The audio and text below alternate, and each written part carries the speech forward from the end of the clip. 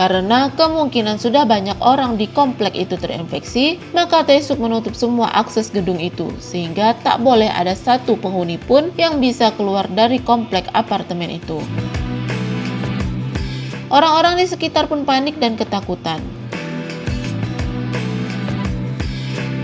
Tae-suk menawarkan Sebum untuk keluar dari apartemen itu dan membantunya. Tapi Sebum menolak dan tetap akan berada di apartemen itu.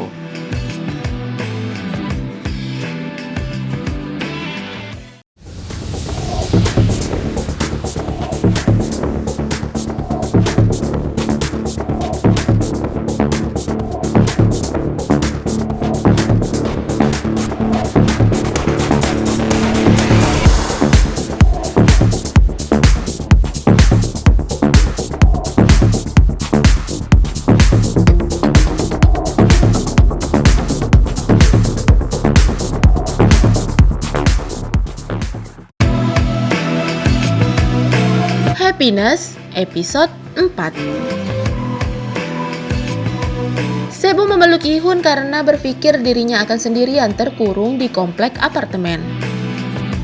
Komplek apartemen sudah ditutup total dan tak boleh ada yang keluar sama sekali. Penghuni apartemen yang belum tahu jika komplek mereka ditutup merasa bingung mendengar sirine terus berbunyi.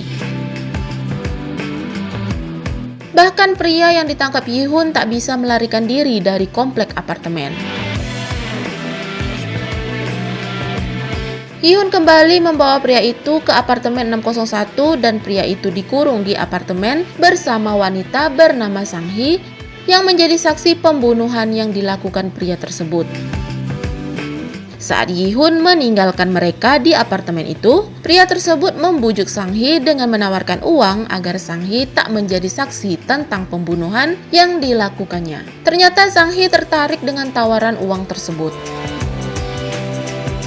Saat Gi-hun datang kembali ke apartemen untuk membuka borgol pria tersebut, Sang-hee mengatakan dirinya membatalkan menjadi saksi karena saat itu dirinya sangat marah kepada pria tersebut sehingga berbohong. Padahal dirinya tak pernah melihat atau mendengar apapun di hari kejadian.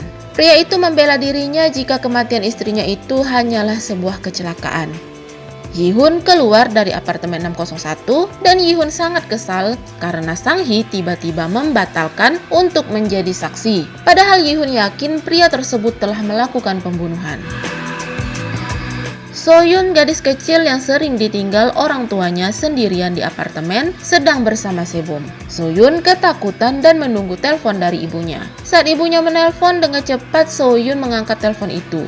Ibunya meminta So-yun menunggunya dan ibunya mengatakan dirinya sangat menyayangi So-yun.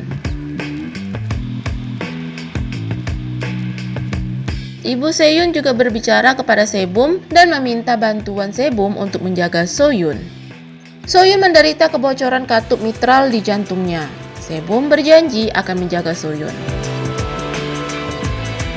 Setelah selesai berbicara dengan ibu So-yun, Sebum lalu menelpon Han Tae-suk untuk bertemu. Sebum ingin Han Tae-suk membawa So-yun keluar dari kawasan apartemen.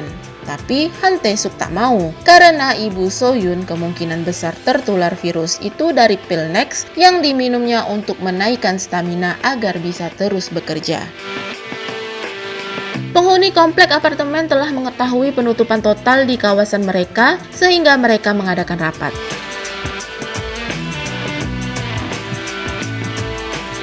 Gedung 1 dan 2 melakukan rapat di tempat gym. Lee Ji-soo menghubungi mereka melalui video call untuk memberitahukan situasi darurat di luar kawasan apartemen. Para penghuni diharapkan tetap di dalam kawasan apartemen dan melakukan isolasi selama 7 hari ke depan. Para penghuni ataupun pendatang yang tidak bisa keluar akan didata. Mereka akan diberikan ganti rugi dan makanan untuk 7 hari ke depan. Para penghuni khawatir jika di antara mereka ada yang tertular dan tiba-tiba menyerang. Tapi Gi-hun mengatakan orang yang tertular memiliki ciri-ciri sebelum penyakit itu berkembang. Seperti kehausan terus-menerus, iris mata mengecil, dan mata menjadi putih. Perilaku mereka pun akan menjadi kompulsif. Yi-hun dan Se-bum menginterogasi salah satu pengurus gym bernama Kim Seung-bom tentang Ju-hoon yang menjadi pengedar pil Next di kawasan apartemen mereka. Seung-bom mengaku jarang bertemu Ju-hoon.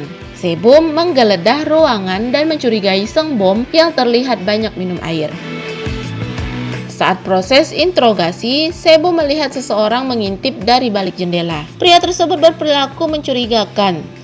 Seung-bom merasa kesal dirinya terus disudutkan seperti penjahat oleh Yi-hun dan Se-bum. Padahal, Seung-bom merasa tak pernah mengkonsumsi obat yang diedarkan oleh Jun-ho.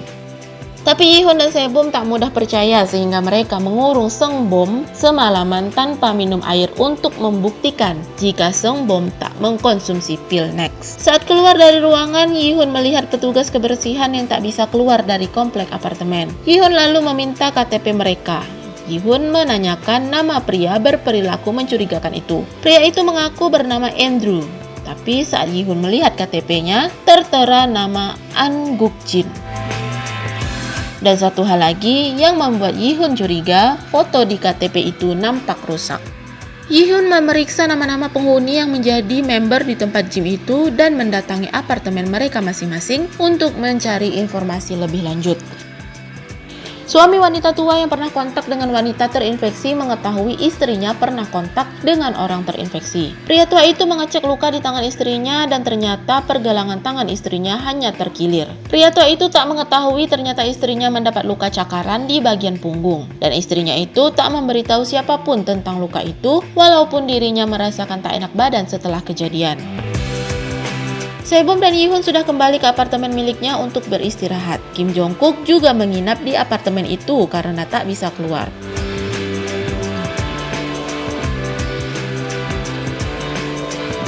Saat sedang beristirahat, Yi-hun melihat berita tentang Han Tae-suk dan penasaran dengan nasib presiden direktur perusahaan farmasi yang diserang oleh Han Tae-suk. Ternyata presiden direktur farmasi yang bernama Choi Sok-ju lah yang menjadi orang pertama yang terinfeksi penyakit orang gila karena mengkonsumsi pil Next.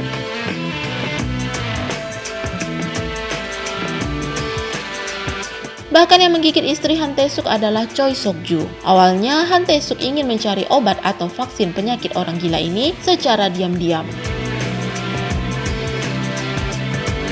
Namun Choi Sok-ju malah mengedarkan obat itu kepada publik dengan memberitahu gudang penyimpanan pil Next kepada pengedar. Choi Sok-ju ingin membuat orang-orang banyak tertular penyakit itu karena semakin banyak yang tertular, maka akan semakin cepat obat atau vaksin dari penyakit itu dibuat.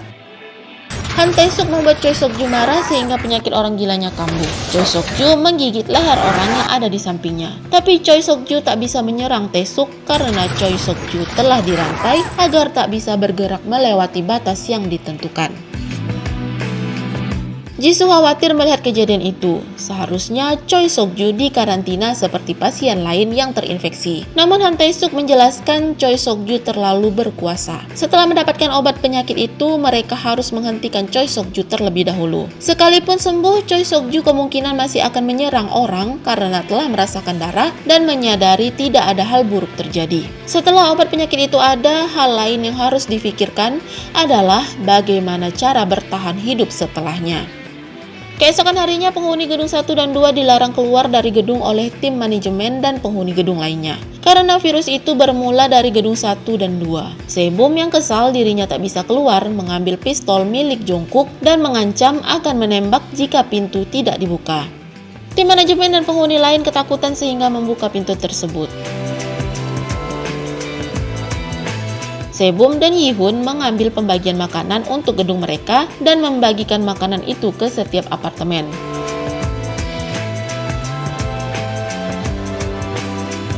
Pria yang tinggal di lantai 15 yang selalu menggunakan masker menyarankan Se-bum untuk pergi ke atap apartemen karena di sana Se-bum akan mendapatkan udara segar. Se-bum mengajak Yi-hun, Jung-kook, dan So-yun untuk makan di atap apartemen. Ketika selesai makan, Se-bum mengingat Seung-bom yang diisolasinya di ruangan gym. Se-bum dan Yi-hun bergegas mengecek ke tempat gym dan ternyata Seung-bom sudah tak berada di sana. Se-bum dan Yi-hun mencari keberadaan Seung-bom karena khawatir Seung-bom sudah terinfeksi penyakit orang gila.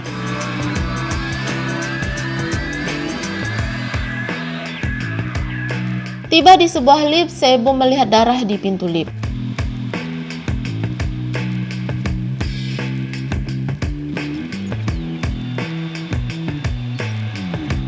Dengan cepat, Se-bum dan Yi-hun berlari menyelamatkan diri. Di saat bersamaan, Seung-bom juga berlari karena melihat Se-bum dan Yi-hun berlari ketakutan.